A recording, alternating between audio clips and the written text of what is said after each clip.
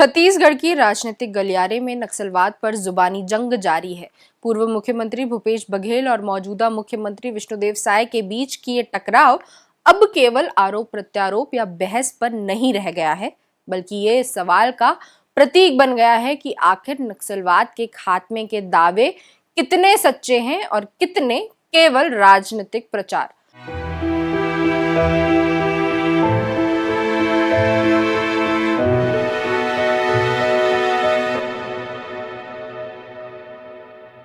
खबरों की खबर में आपका स्वागत है। छत्तीसगढ़ के पूर्व मुख्यमंत्री भूपेश बघेल ने ये कहकर राज्य में एक नई बहस छेड़ दी है कि नक्सलवाद खत्म करने के दावे केवल कागजों तक सीमित है। उन्होंने ये भी कहा कि ये कोई नई घोषणा नहीं है। पहले रमन सिंह ने कहा कि 6 महीने में नक्सलवाद खत्म कर देंगे। अब वही बात भाजपा की नई सरकार कह रही है। लेकिन सच्चाई ये है कि बस्तर के जंगलों में नक्सलवाद आज भी जिंदा है। उनका तर्क है कि अगर सरकार की नीतियां इतनी प्रभावी हैं तो नक्सली छत्तीसगढ़ में आत्मसमर्पण क्यों नहीं कर रहे हैं। वे तेलंगाना, महाराष्ट्र और आंध्र प्रदेश जाकर आत्मसमर्पण कर रहे हैं, जिससे साफ है कि छत्तीसगढ़ में नक्सल नीति जमीनी स्तर पर विफल रही है। अरे भाई, एक चीज बताओ, जब रमन सिंह मुख्यमंत्री थे, ननकी राम कंवर गृह मंत्री थे, उसका बयान उठा के देख लो, 6 महीने में खत्म कर देंगे। 2004 की बात है ना, तब से दावा कर रहे हैं। और विष्णुदेव साय से मैं ये पूछना चाहता हूँ कि आपने ऐसा कौन सी नीति अपनाई है? कोई नीति है, कोई कार्यक्रम है आपके पास? एक आध नीति बताओ। यहाँ के नक्सली महाराष्ट्र में जाकर सरेंडर करते हैं या तेलंगाना या आंध्र प्रदेश में सरेंडर करते हैं, आपके यहाँ क्यों नहीं करते? आपकी कोई नीति अच्छी है तो सरेंडर वहां क्यों करते हैं? होना चाहिए, हम तो कह रहे हैं। और उस दिशा में हम लोग काम किया। ये कौन सा काम किए ये तो बताएं। अब स्थिति ये है कि फॉरेस्ट राइट एक्ट के तहत जिनको पट्टा दिए थे उनके समतलीकरण के लिए, वहाँ बिजली लगाने के लिए, वहाँ पंप लगाने के लिए हमने सब पैसा दिया था। उसके धान भी खरीद रहे थे, कोदो कूट की रागी भी खरीद रहे थे। अभी एग्रो स्टेक जो आया है उसमें वो बाहर है।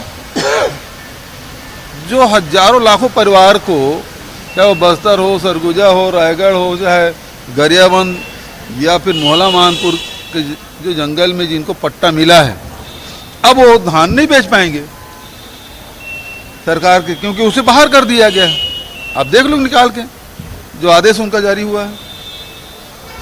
तो आप तो उसे वंचित करते जा रहे हैं। लघु उपज खरीदी हम कर रहे थे, वो आपने बंद कर दिया। कोदो कूट की रागी हम खरीद रहे थे, वो कहाँ का? मैदानी हिस्सा का है। वो सब जो अनुसूचित क्षेत्र के किसान है उससे खरीद रहे थे, आपने बंद कर दिया। राजीव गांधी किसान न्याय योजना का लाभ मिलता था, वो आपने बंद कर दिया। स्वामी आत्मानंद अंग्रेजी स्कूल हाल बेहाल है। तो सारी स्थिति जो गौठान है वो बंद कर दिए, रीपा आपने बंद कर दिया। तो आपकी नीति क्या है? हमारी नीतियों के कारण से वो कमजोर हो गए थे, है ना। अब वो अपना पीठ थपथपा रहे हैं। विष्णु जी, आपसे तो बिजली विभाग नहीं संभल रहा है, आपसे रेत का खदान नहीं संभल रहा है, आपसे स्कूल नहीं संभला था, आपने दूसरे को दे दिया। अब कारीम नकली होलोग्राम और नकली शराब यहाँ बिक रहा है, गांव-गांव में बिक रहा है। कर क्या रहे हैं आप? इसके जवाब में मुख्यमंत्री विष्णुदेव साय ने बघेल पर पलटवार करते हुए कहा कि कांग्रेस सरकार ने अपने कार्यकाल में नक्सलवाद से निपटने के लिए ईमानदारी से प्रयास नहीं किए। उन्होंने कहा कि भाजपा सरकार आने के बाद नक्सलवाद के खिलाफ ठोस कार्रवाई की गई है और इसी का परिणाम है कि अब हिंसा की घटनाएं तेजी से घट रही हैं। साय ने बताया कि केंद्रीय गृह मंत्री अमित शाह की अध्यक्षता में हुई उच्च स्तरीय बैठक में ये निष्कर्ष निकला है कि देश के कुल नक्सलियों में से लगभग 70% छत्तीसगढ़ में सक्रिय हैं। उनका कहना है कि अगर कांग्रेस ने अपने शासन में इस दिशा में काम किया होता तो ये स्थिति नहीं आती। कुल कमर तो टूटी है, लेकिन पिछले 22 महीनों में जो हमारे जवान मुस्तैदी के साथ लड़ रहे हैं उसका परिणाम है। जब हमने मुख्यमंत्री का दायित्व संभाला और दूसरे ही महीना माननीय हमारे देश के यशस्वी गृह मंत्री श्री अमित शाह जी आए और यहाँ पर बैठक किए, तो उस समय 70% से ज़्यादा नक्सलवाद छत्तीसगढ़ में ही बचा था। बाकी थोड़ा सा जो पड़ोसी राज्य हैं 6-7 राज्य वहाँ पर था। अगर वो अच्छा से 5 साल सहयोग किए होते तो जो अन्य प्रदेशों में नक्सलवाद बची थी उस तरह से यहाँ भी बचते, भारी मात्रा में नक्सलवाद यहाँ पर नहीं बचता। साय ने यह भी कहा कि हमारी सरकार के जवान लगातार संघर्षरत हैं, ऑपरेशनों में सफलता मिल रही है और नक्सलवाद घट रहा है। भाजपा की नीतियां केवल बयानबाजी नहीं है बल्कि ठोस परिणाम दे रही है। इस राजनीतिक बहस की पृष्ठभूमि में वह घोषणा भी है जो देश के गृह मंत्री अमित शाह ने अगस्त 2024 में रायपुर और दिसंबर 2024 में जगदलपुर की यात्राओं के दौरान की थी। शाह ने कहा था 31 मार्च 2026 तक पूरे देश से नक्सलवाद का खात्मा कर दिया जाएगा।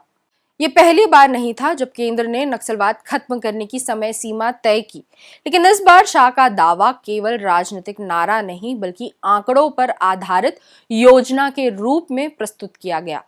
गृह मंत्रालय के अनुसार पिछले 10 वर्षों में नक्सल हिंसा में भारी गिरावट आई है।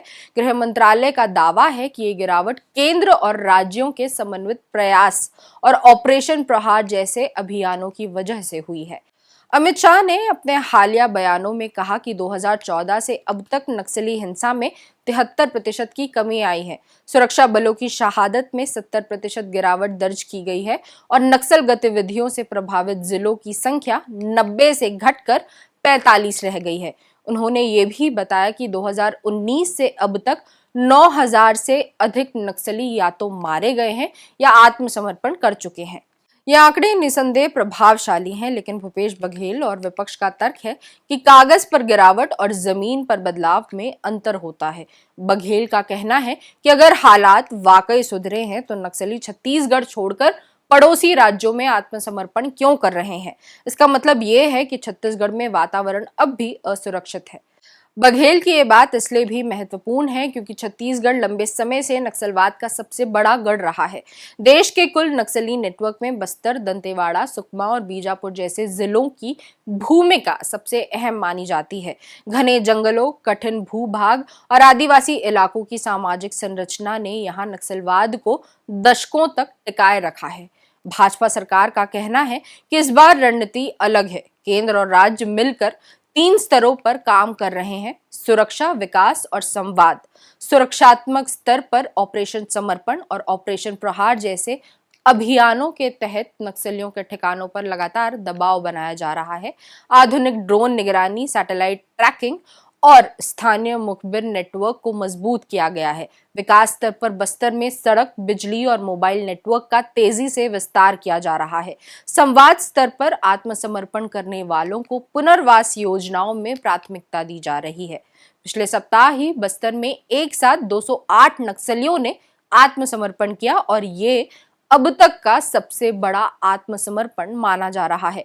गृह मंत्रालय के आंकड़ों के अनुसार 2019 से 2024 के बीच 6,500 से अधिक नक्सली आत्मसमर्पण कर चुके हैं। इनमें से बड़ी संख्या दंतेवाड़ा, नारायणपुर और कांकेर जिलों की है। अमित शाह और भाजपा सरकार का दावा है कि इस स्थिति को बदलने के लिए अभूतपूर्व निवेश किया जा रहा है। केंद्र सरकार के अनुसार 2019 से 2024 के बीच नक्सल प्रभावित जिलों में 1.7 लाख करोड़ से अधिक की परियोजनाएं चलाई गई हैं। इनमें road connectivity project for left wing extremism area के तहत 11,000 किलोमीटर से अधिक सड़कों का निर्माण शामिल है। 4G मोबाइल नेटवर्क 2,300 से अधिक ग्रामों में पहुंचाया गया है और सुरक्षा बलों के लिए बड़ी संख्या में नए कैंप स्थापित किए गए हैं। सरकार का मानना है कि जब इन इलाकों में बुनियादी ढांचा पहुंच जाएगा तो नक्सलवाद स्वतः कमजोर पड़ जाएगा। लेकिन आलोचक कहते हैं कि विकास केवल सड़क या नेटवर्क तक सीमित नहीं होना चाहिए बल्कि लोगों के जीवन की गुणवत्ता में भी झलकना चाहिए। अगर विकास केवल प्रशासनिक आंकड़ों में रह जाएगा और स्थानीय लोगों को उसका लाभ नहीं मिलेगा तो असंतोष खत्म नहीं होगा। ये भी सच है कि नक्सलवाद का विचार केवल हथियार से नहीं मिटाया जा सकता। कई बार आत्मसमर्पण करने वाले नक्सलियों को समाज में पुनर्वास की प्रक्रिया में भेदभाव का सामना करना पड़ता है। सरकार की योजनाओं के बावजूद उन्हें स्थायी रोजगार या सामाजिक स्वीकृति नहीं मिलती और परिणाम स्वरूप कुछ लोग फिर से जंगलों की ओर लौट जाते हैं। ये चक्र दशकों से चलता आया है। विपक्ष का कहना है कि भाजपा सरकार केवल सैन्य कार्रवाई पर निर्भर है, जबकि वास्तविक समाधान सामाजिक संवाद और न्याय में है। उनके अनुसार नक्सलवाद की जड़ें गरीबी, विस्थापन और स्थानीय स्वायत्तता की कमी में है। अगर आदिवासी समुदायों को अपने संसाधनों पर अधिकार और निर्णय लेने की शक्ति दी जाए तो नक्सलवाद का आधार अपने आप खत्म हो जाएगा। दूसरी ओर विष्णुदेव साय का कहना है कि कांग्रेस की यही नरमी नक्सलवाद को बढ़ावा देती रही। वे कहते हैं कि हम आदिवासियों के हितों की रक्षा करते हैं, लेकिन जो बंदूक उठाएगा उसे उसी की भाषा में जवाब दिया जाएगा। इन दो दृष्टिकोणों के बीच भारत की नक्सल नीति की असली चुनौती छिपी है। सुरक्षा और संवेदना के बीच संतुलन केवल हथियार से समस्या नहीं मिटाई जा सकती और केवल संवाद से भी नहीं। जरूरत एक ऐसी नीति की है जो विकास, न्याय और सुरक्षा तीनों को साथ लेकर चले। अब सवाल यह है कि क्या अमित शाह की मार्च 2026 की डेडलाइन यथार्थवादी है? अगर मौजूदा रफ्तार से ऑपरेशन चलते रहे तो नक्सली संगठनों की ताकत जरूर घटेगी। हो सकता है बस्तर से नक्सलवाद विदा भी हो जाए, लेकिन असमानता और अविश्वास के दौर में इसका अंत किसी तारीख से तय नहीं हो सकता। अमित शाह के आंकड़े एक उम्मीद जरूर जगाते हैं कि देश ने सही दिशा पकड़ी है, लेकिन भूपेश बघेल के सवाल ये याद दिलाते हैं कि आंकड़ों के पीछे भी एक अधूरी कहानी है। बस्तर का आदिवासी आज भी ये नहीं जानता कि उसका भविष्य कौन तय करेगा, जंगलों के नक्सली या सरकार के अधिकारी। जब तक ये भरोसा नहीं बनता कि सरकार उसकी अपनी है, तब तक बंदूकें भले ही शांत हो जाएं, असंतोष की आग बुझना मुश्किल है। ऊपर से खनन के नाम पर आदिवासियों पर मंडरा रहे खतरे की भी अनदेखी नहीं की जा सकती। 2026 की ये डेडलाइन इसलिए एक चुनौती है, न केवल नक्सलियों के लिए बल्कि सरकार के लिए भी। ये तय करेगी कि क्या भारत नक्सलवाद को केवल दमन से मिटाएगा या विकास और न्याय से भी। अगर आने वाले वर्षों में सरकार अपने वादे के मुताबिक सुरक्षा के साथ साथ संवेदनशील विकास और पुनर्वास पर ध्यान देती है तो ये संभव है कि नक्सलवाद सच में इतिहास का हिस्सा बन जाए। लेकिन अगर ये संघर्ष केवल बयानबाजी और राजनीतिक अंकों की दौड़ बनकर रह गया तो 2026 भी बीत जाएगा। खबरों की खबर में फिर किसी खबर पर होगी बात।